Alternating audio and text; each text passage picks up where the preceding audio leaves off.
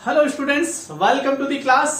क्या आपको पता है अलग अलग रेजिस्टेंस अगर पैरेलली कनेक्ट हो तो उन सभी रेजिस्टर्स में करंट की वैल्यू अलग अलग होती है और जो करंट फ्लो होता है उन रेजिस्टर्स में वो इनवर्सली प्रोपोर्शनल होता है रेजिस्टेंस की वैल्यू के। अगर रेजिस्टेंस की वैल्यू ज्यादा है तो करंट की वैल्यू कम होगी एंड वाइस वर्सा, अगर रेजिस्टेंस की वैल्यू कम है तो करंट की वैल्यू ज्यादा होगी। पैरेलली कनेक्ट रेजिस्टर्स में हम करंट किस तरह से डिवाइड हो रहा है ये कैलकुलेट कर सकते हैं करंट डिवीजन थ्योरम से।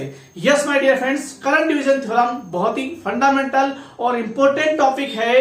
बेसिक इलेक्ट्रिकल की अगर बात करें, सर्किट एनालिसिस की अगर बात करें या फिर सर्किट थ्योरी की अगर बात करें, आज की क्लास में हम उसी को डिस्कस करने वाले हैं। तो आप सभी का स्वागत है और यदि आप चैनल पर नए हैं तो सबसे पहले चैनल को सब्सक्राइब कर लेना और बेल आइकन को प्रेस कर देना सो दैट आपको सारी क्लासेस के नोटिफिकेशन टाइम टू टाइम मिलते रहे। और यदि आपने मेरी पुरानी क्लासेस नहीं देखी है तो चिंता की कोई बात नहीं है। पुरानी इंपॉर्टेंट क्लासेस के वीडियो में लिंक्स के थ्रू इस वीडियो के डिस्क्रिप्शन बॉक्स में दे दूंगा। आप इस पूरे वीडियो को देखने के बाद में इनको चेकआउट कर सकते हैं। And yes my dear friends, इस क्लास के अलावा और कोई अदर टॉपिक्स पे भी आपको वीडियो चाहिए तो मुझे बताएं, कमेंट बॉक्स में मुझे रिवर्ट करके बताएं कि आपको कौन से अलग अलग टॉपिक्स पे, इलेक्ट्रिकल के टॉपिक्स पे कौन से वीडियोस आपको चाहिए। आज हम बात करेंगे करंट डिवीजन थ्योरम की, जो काफी इंपॉर्टेंट है, काफी फंडामेंटल है और इसका कंसेप्ट जो है एप्लीकेशन कई सारे क्वेश्चंस में आपको लगेगा। एक टूल की तरह ये काम आएगा अलग अलग क्वेश्चंस को सॉल्व करने में, अलग अलग डिफरेंट सर्किट्स को रिस्पॉन्स कैलकुलेट करने में। तो क्लास की शुरुआत करते हैं और स्टार्ट करेंगे हम आज the concept of current division theorem. Okay, so this is very fundamental and basic law. हम कई बार बात कर चुके हैं कि पैरेलल कनेक्शन अगर रेजिस्टेंस का है तो उन रेजिस्टेंस में करंट डिवाइड होता है। हमने बिल्कुल बहुत बारीकी से डिस्कस किया है कि सीरीज कनेक्शन में अगर रेजिस्टर कनेक्टेड है, एंड टू एंड अगर रेजिस्टर कनेक्टेड है तो सभी रेजिस्टेंस में करंट सेम फ्लो होता है और वोल्टेज अलग अलग ड्रॉप होता है। लेकिन अगर पैरेलल कनेक्शन है और पैरेलल कनेक्शन में अगर हमने करंट सप्लाई दे रखी है या फिर वोल्टेज सप्लाई भी दे रखी है और करंट फ्लो हो रहा है तो आगे जाके अलग अलग रेजिस्टेंस में करंट डिवाइड होगा। और ये जो करंट डिवाइड होगा ये डिपेंड करेगा रेजिस्टेंस की वैल्यू पे। किसी भी रेजिस्टर में फ्लो होने वाला करंट या फिर किसी भी ब्रांच में फ्लो होने वाला करंट उस ब्रांच के रेजिस्टेंस के इनवर्सली प्रोपोर्शनल होता है। रेजिस्टेंस की वैल्यू अगर ज्यादा है तो करंट की वैल्यू ऑब्वियसली कम हो जाएगी और रेजिस्टेंस की वैल्यू कम है तो ऑब्वियसली करंट की वैल्यू ज्यादा होगी। ये करंट एग्जैक्टली कितना होता है हमको अगर कैलकुलेट करना हो, न्यूमेरिकली इसको सॉल्व करना हो तो हमें करंट डिवीजन थ्योरम पता होना चाहिए। सो मैं एक छोटा सा एग्जांपल लेके यहां पर एक फार्मूला लिखने जा रहा हूं, उस फार्मूले को हम डिस्कस करेंगे, फिर उस फार्मूले को हम अप्लाई करेंगे एक मजेदार एग्जांपल के साथ। चलिए बढ़ते हैं आगे और मैं एक एग्जांपल लेता हूं। सपोज मेरे पास एक रजिस्टर है R1 और इसके साथ एक दूसरा रजिस्टर है R2 and this two resistors are connected in parallel combination. इसके साथ ही मैं इसमें एक सप्लाई दे रहा हूं। सपोज मैं इसमें करंट सोर्स मैंने यहां पर कनेक्ट कर दिया है and suppose this current source is the value of I ampere. इस I एम्पियर करंट की वजह से यहां पर I करंट फ्लो होगा एंड चूंकि ये दोनों रेजिस्टर्स पैरेलली कनेक्टेड हैं तो this total current I will be divided into both the branches. हम मान लेते हैं, लेट अस से यहां पर जो करंट फ्लो होगा उसे हम कह रहे हैं I1 एंड यहां पर जो करंट फ्लो होगा उसे हम कह सकते हैं I2। I1 is the value of current flowing in the R1 resistor and I2 is the value of current in flowing in the R2 resistor. So how we can calculate the value of I1 and the value of I2 with the help of current division theorem? It is so simple. One line statement हमने पहले भी अभी discuss किया है कि किसी भी register में, किसी भी ब्रांच में करंट की वैल्यू रेजिस्टेंस की वैल्यू के इनवर्सली प्रोपोर्शनल होती है and the exact formula to calculate the I1 is total current. We need to write the total current and multiply this total current with the combination, this combination. What is the combination? We need to write the opposite resistance. हम अगर I1 calculate कर रहे हैं, I1 जो है R1 में जा रहा है, R1 रेजिस्टेंस में जा रहा है, तो यहां पर हमें अपोजिट रेजिस्टेंस लिखना होगा। अपोजिट रेजिस्टेंस यानी कि इस ब्रांच के जो अपोजिट रेजिस्टेंस है उसको लिखना होगा। एंड इस एग्जांपल में अपोजिट रेजिस्टेंस क्या है? R2। ओके, एंड यहां पर डिनोमिनेटर में मैं इन दोनों रेजिस्टेंस को सम कर दूंगा, R1 plus R2। This is very simple formula, one line formula to calculate the value of I1। Also, I can write this in very short form, like this total current is I, and it is multiplied with R2 divided by R1 plus R2. Let us have a look for the value of I2. I2 can be calculated with such same kind of formula. Like I can write the I2 is equal to the total current, which is I, and it will be multiplied with the particular combination. And what will be the combination? Now से current I2 हम यहां पर इस branch में calculate कर रहे हैं, right side वाली ब्रांच में, तो इस ब्रांच के अपोजिट रेजिस्टेंस हो जाएगा R2। तो जब हम I2 लिखना चाह रहे हैं तो यहां पर अपोजिट रेजिस्टेंस मुझे लिखना होगा R1। R1 is the value of opposite resistance. I2 calculate कर रहे हैं, इसके अपोजिट रेजिस्टेंस आपका R1 हो जाएगा। एंड डिनोमिनेटर वाला पार्ट इस बार सेम रहेगा, ज्यादा याद रखने की हमको रिक्वायरमेंट लगेगी नहीं, क्योंकि एक सिंगल लाइन का यहां पर स्टेटमेंट है, सिंगल लाइन का फार्मूला है। ठीक है, यहां पर चीजें क्लियर हो गई है। This I is the total current, ये हमें इतना सा यहां पर याद रखना होगा। This I is the total current, R1 plus R2 is the combination of this two resistance, and R2 we can say R2 is opposite resistance. R2 is opposite resistance. Okay, क्या हो अगर तीन जो रेजिस्टेंस है वो parallelly connected हो? क्या होगा अगर मेरे पास एक इस तरह का कॉम्बिनेशन हो कि R1 and R2 and R3, this three resistance R connected in parallel combination, और इसके साथ मेरे पास कोई करंट सोर्स है या फिर कोई वोल्टेज सोर्स है, उससे कोई खास फर्क नहीं पड़ेगा। मेरा इंटरेस्ट इसे सब, चलो वोल्टेज सोर्स 2 मिनट के लिए मेरा थोड़ा सा वेरिएशन कर देते हैं, एंड इस वोल्टेज की वजह से यहां पर करंट फ्लो हो रहा है I। So again I is the total current. मैं इसको यहां पे लिखना चाहूंगा ताकि ये जो एग्जांपल है ओवरलैप ना हो।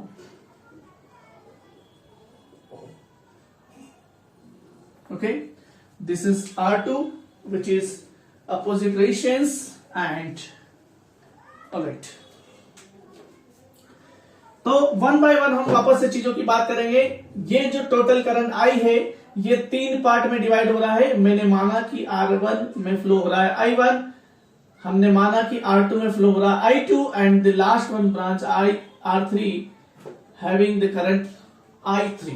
Okay, so how we can calculate the I1 is equal to the, formula क्या कहता है? टोटल करंट की बात कर रहे हैं, total current. So what is the value of total current? I, and it will be multiplied with the particular combination of resistors, and इस combination में न्यूमरेटर में हम लिखते हैं अपोजिट रेजिस्टर। यहां पर भी हमने अपोजिट रेजिस्टर लिखा था, यहां पर भी हमने अपोजिट जो रेजिस्टेंस है उसको लिखा था। इन द सेम वे यहां पर भी मुझे अपोजिट रेजिस्टेंस लिखना होगा। इस R1 के अपोजिट में जो रेजिस्टेंस है वो मुझे लिखना होगा। इस R1 के अपोजिट में एक नहीं, R2 ही नहीं, R2 एंड R3 का पैरेलल कॉम्बिनेशन है। ये थोड़ा सा हमको ध्यान रखना होगा। अगर मेरे पास इस तरह का थोड़ा सा वाइड क्वेश्चन आता है, इस तरह का थोड़ा सा कॉम्प्लेक्सिटी अगर बढ़ जाती है, तो यहां पर चूंकि सिंगल रेजिस्टेंस था तो हमने केवल सिंगल रेजिस्टेंस लिखा R2 और R1 के फॉर्म में।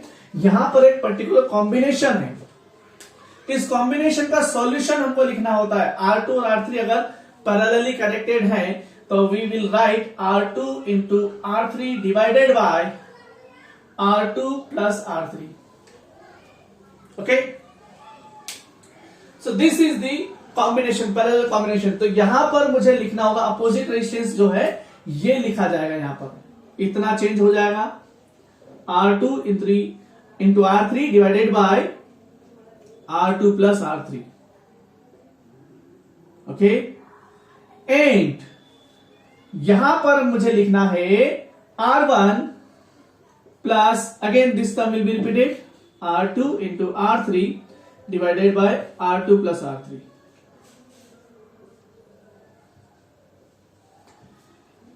सो इस तरह से हम करंट डिवीजन थ्योरम को लिख सकते हैं. अगर मैं आगे बात करूं I2 की, what will be the mathematical expression for the I2 in terms of the current division theorem, तो आप यहां पर एक चीज और देखिएगा. जब मैं I2 लिखना चाहता हूं तो ये I2 की जब मैं बात करूंगा तो यहां पर अगर आप चेक करें तो टोटल करंट क्या हो रहा है. अब यहां पर टोटल करंट जो आपका लिखा जाएगा that is I minus I1, क्योंकि यहां पर इस कॉम्बिनेशन में, इस पैरेलल कॉम्बिनेशन में R2 और R3 में जो ये करंट आ रहा है, this is I minus I1 and this is I2. This is I minus I1, क्योंकि ये टोटल करंट I था, I में से I1 यहां चला गया, बचा क्या I माइनस I1. तो अगर मुझे I2 के लिए कैलकुलेशन में यहां पे टोटल करंट लिखना है तो I have to write I2 minus I1, sorry I minus I1, I minus I1. I minus I1 is what, याद रखिएगा ये I माइनस I1 क्या है, ये I माइनस I1 क्या है, ये टोटल करंट है. जब हम बात करते हैं R2 और R3 कॉम्बिनेशन की, तो इसमें हमें कंफ्यूज नहीं होना है. I minus I1 is the total current and again the combination will be opposite resistance. यहां पे सिंगल रेजिस्टेंस है R3 and it will B divided by R2 plus R3. It is so simple. Let us write the mathematical expression for the current I3. Again, I3 is equal to the, again, total current. So what is the total current? Again, this is the total current. I minus I1 is the total current and it will be multiplied with, okay, यहां पर R3 आएगा. एक चीज ध्यान रखिएगा, थोड़ा सा mistake हुआ है क्योंकि हम करंट यहां पे कैलकुलेट कर रहे हैं, तो यहां पे जब कैलकुलेट किया जाएगा तो अपोजिट रेजिस्टेंस को लिखा जाएगा R3, ठीक है, and the denominator will be R2 plus R3. और यहां पर जब हम I3 कैलकुलेट कर रहे हैं तो अपोजिट रेजिस्टेंस R2 को लिखा जाएगा. तो ये करेक्शन कर लीजिएगा, that was the typing mistakes, human error mistakes. चलो, तो यहां पर R2 and it will B divided by the R2 plus R3. Okay, तो क्लियर है. शुरुआत में मैंने आपको दो रजिस्टर पैरेलल हमने कनेक्ट किए और हमने देखा कि किस तरह से दो रजिस्टर्स अगर पैरेलली कनेक्टेड हो तो उनमें करंट डिवीजन थ्योरम अप्लाई करके R1 में और R2 में दोनों ही रजिस्टर्स में हम करंट कैलकुलेट कर सकते हैं. फिर हमने थोड़ा सा और बड़ा एक एग्जांपल लिया, एक बड़ा स्टेटमेंट लिया, हमारे पास कॉम्बिनेशन थोड़ा सी कॉम्प्लेक्सिटी बढ़ाई. अब की बार हमारे पास तीन रजिस्टर कनेक्टेड थे इस पैरेलल कॉम्बिनेशन में.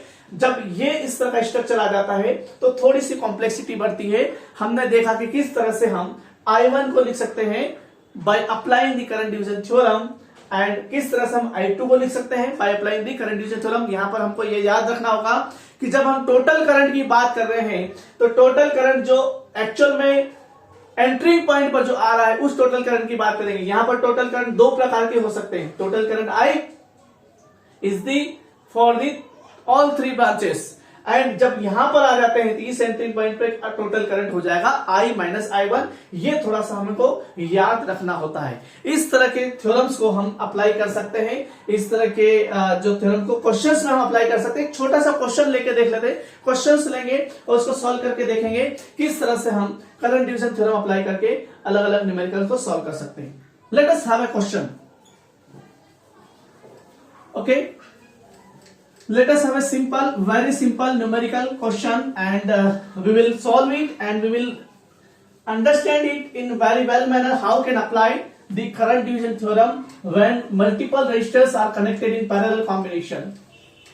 alright, तो एक क्वेश्चन में ले रहा हूं. अब जब मैं हम क्वेश्चन लेंगे तो हम बात करेंगे न्यूमेरिकल वैल्यूज की, और थोड़ा सा हमको अंडरस्टैंडिंग बढ़ाना हो तो शुरुआत में ही पहले मैं दो रजिस्टर ले लेता हूं, फिर तीन भी लेके सॉल्व कर लेंगे. से suppose this current source is of value of 10 ampere and resistance value is 2 ohm and this is 4 ohm.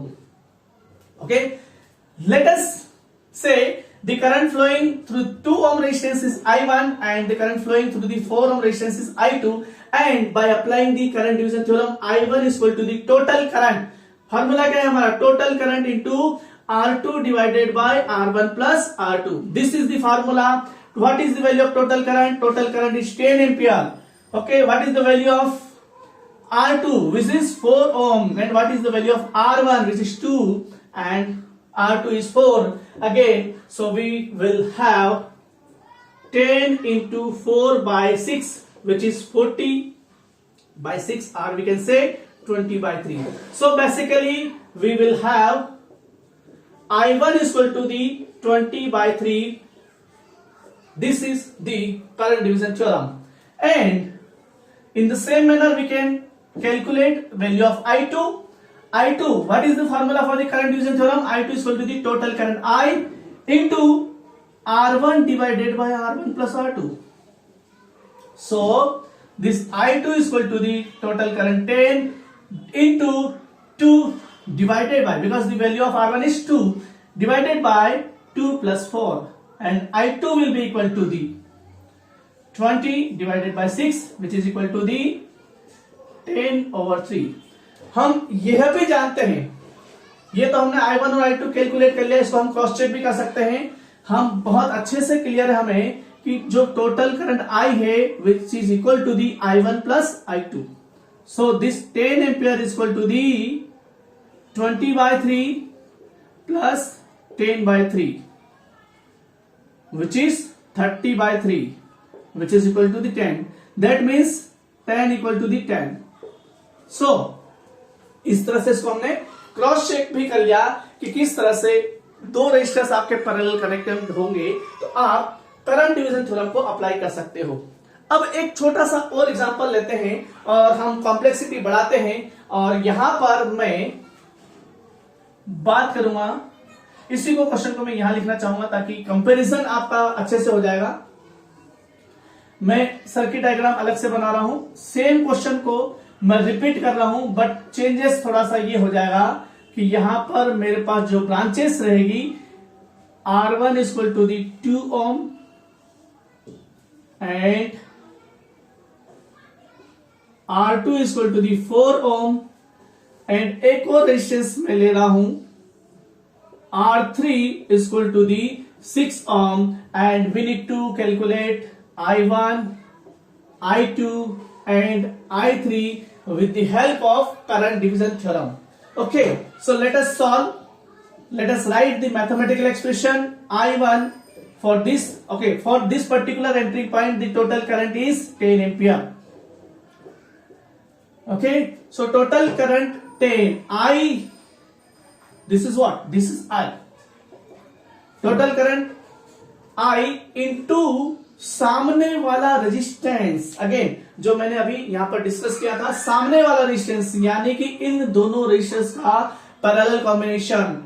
क्या लिखा था मैंने? R2 into R3 divided by R2 plus R3, यही लिखा था. सो it will B 4 into 6 divided by 4 plus 6, so it will B 24. 24 divided by 10. I can write this as a 12 divided by 5. Okay, so 6 into 4 is 24 and 6 plus 4 is 10, so it can be 12/5. So यहां पर मुझे क्या लिखना होगा? 12/5, and अभी मैं इसको general form में लिखता हूं क्योंकि मैंने यहां पर I लिखा है. So it can be R2 into R3 divided by R2 plus R3 whole divided by R1 plus R2 into R3 divided by R2 plus R3. Okay, तो इस तरह से कॉम्प्लेक्सिटी आपके सामने आ जाएगी, और I1 को आप लिखेंगे I is what? I is 10 ampere and R2 into R3 divided by R2 plus R3 is 12/5, and R1 is what? R1 is 2 ohm and it is again 12 divided by 5, so it will be 10 into 12 divided by 5 into 10 is 10 plus 12 22 divided by 5, तो 5 से 5 cut हो जाएगा, तो 12/22 मिलेगा। And I1 will be equal to the it can be 5/11, so it will be 60/11. So this is the value of I1. This is the value of I1 for by applying the current division theorem. In the same manner, I can calculate the I2. I need to rough the remaining parts. अभी आपकी इजाजत से मैं ये वाला rough करने वाला हूं, ठीक है। इस वाले पार्ट को हम रफ करेंगे और फिर हम यहां पर I2 और I3 को भी कैलकुलेट करेंगे। ओके, चलिए, क्लियर हो रहा है। जब हम चीजों को अप्लाई कर रहे हैं और जब सर्किट्स में हम देखते हैं कि किस तरह की कॉम्प्लेक्सिटी आती है, उनको अप्लाई करके हम यहां पर बहुत अच्छे से समझ सकते हैं कि अलग अलग टाइप के न्यूमेरिकल्स को किस तरह से आप सॉल्व कर सकते हो। Okay, now let us right the mathematical expression for I2। जब हम I2 की बात कर रहे हैं, ध्यान रखिएगा, सबसे पहले हम यहां पे लिखते हैं total current. So total current is at entering point. Total current यहां पर एंटरिंग पॉइंट पर टोटल करंट क्या है, एंटरिंग पॉइंट पर टोटल करंट क्या हो जाएगा, this is 10 ampere, so it will be 10 minus 60/11, this is the total current. And इसको अगर मैं सॉल्व करता हूं तो ये क्या हो जाएगा, 110 minus 60/11, it will B 50/11। So this will be 50/11, 50/11 यहां का टोटल करंट मिलेगा आपको। मैं डायरेक्टली लिख रहा हूं 50/11 is the value of total current at this particular entering point into सामने वाला रेजिस्टेंस। सामने वाला रेजिस्टेंस क्या है, R3 which is 6 ohm divided by R2 plus R3 that is 4 plus 6। So it will be I2 is equal to the 50/11 into 6 divided by 10. This 10 cuts out with the 5 times 6 into 5 will be 30/11. So ultimately we will have I2 is equal to the 30/11. So simple. चीजें अब समझ में आ रही होगी। मेरा बार बार आपको एक simple question से लेकर थोड़ा सा कॉम्प्लेक्स क्वेश्चन बताने का उद्देश्य ये है कि आपको क्लियर हो जाए कि क्या हमारी अप्रोच रहती है इस तरह के न्यूमेरिकल को सॉल्व करने के लिए। Now I am going to apply current division theorem to calculate I3 in this particular question. So I3 again will be equal to the total current, and what will be the value of total current of this one point. This is the entry point and this current is the total current which is 50/11 and सामने वाला resistance 4 divided by 4 plus 6. So we will get what, 50/11 into 4 divided by 10. Again ये 10 से cut हो जाएगा 5 time और हमें क्या मिलेगा 20/11. So ultimately I get I3 is equal to the 20/11. तीन वैल्यूज मेरे पास आई है, तीन वैल्यूज मेरे पास आई है। I1 मेरे पास आई है, I2 मेरे पास आई है, I3 and I1 I2 I3 को मैं ऐड करूंगा तो मुझे क्या मिल जाएगा, total current I. So total current I will be equal to the I1. What is the value of I1? Which is 60/11. Okay. What is the value of I2? I2 is 30/11 and I3 is 20/11. Base अगर same है तो सबको जोड़ देंगे 90 और ये हो जाएगा 110 divided by 11. So it will be 10 ampere. So I is equal to the 10 ampere and this is the 10 ampere. So हमने इसको क्रॉस चेक भी कर लिया। उम्मीद करता हूं कि ये पूरा क्वेश्चन आपको बहुत अच्छे से समझ में आ गया होगा। अभी आज के वीडियो में हमने क्या देखा कि किस तरह से आप करंट डिवीजन थ्योरम अप्लाई करके पैरेलल कनेक्शन में अलग अलग रेशियोस में करंट की एग्जैक्ट वैल्यू कैलकुलेट कर सकते हैं। हमने इसका थ्योरेटिकल पार्ट भी देखा और यहां पर अलग अलग मैंने 2 एग्जांपल्स लेके आपको मैथमेटिकल पार्ट भी अच्छे से समझा दिया। उम्मीद करता हूं ये क्लास आपको समझ में आ गई होगी। क्लास अगर समझ में आई है तो वीडियो को लाइक करें और अपने दोस्तों में शेयर करें। चैनल अभी तक आपने सब्सक्राइब नहीं किया है तो प्लीज चैनल को सब्सक्राइब कर लीजिएगा और बेल आइकन को प्रेस कर दीजिएगा। मैं इसी तरह के और मजेदार और इंफॉर्मेटिव वीडियोस आपके लिए लेके आता रहूंगा। एंड प्लीज कमेंट बॉक्स में मुझे जरूर बताएं कि आपको वीडियो कैसा लगा और आप कौन से टॉपिक्स पे वीडियो चाहते हैं। अगर आपने अभी तक मेरा केसीएल वाला वीडियो नहीं देखा है या फिर सीरीज पैरेलल कॉम्बिनेशन वाला वीडियो नहीं देखा है तो आप यहां क्लिक करके या फिर यहां क्लिक करके देख सकते हैं। मिलते हैं अगली क्लास में, तब तक के लिए धन्यवाद। जय हिंद, नमस्कार।